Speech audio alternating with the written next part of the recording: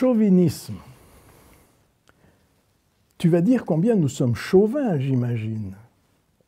De toutes les suggestions que m'ont faites les amis auxquels je me suis ouvert de ce dictionnaire, aucune n'est revenue aussi fréquemment que celle-là. Prise en tenaille entre la nécessité d'affronter ce qui, à les écouter, semble être une réalité et ce que l'écriture de ce dictionnaire m'a amené à comprendre, j'essaye d'y voir clair. Si l'on peut affirmer que les Français sont chauvins, alors, il faut le dire d'emblée, ils le sont au même titre que leurs voisins. Il n'y en a point comme nous, disent les Suisses. Les Allemands ne se gênent pas pour affirmer « Deutschland über alles »,« America first », dit Donald Trump. Quant aux Anglais, nous le savons, ils ne prendront pas même la peine d'affirmer leur supériorité. Leur appeler serait indigne de leurs conditions. Est-ce que son chauvinisme s'explique en France?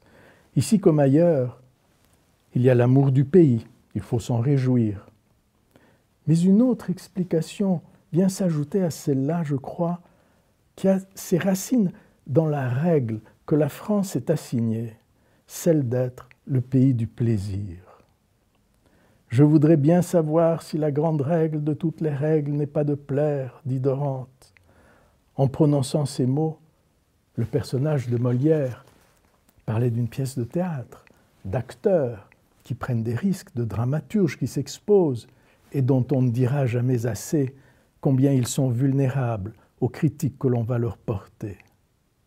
France, terre des arts, des armes et des lois, écrit Joachim du Bellay depuis Rome.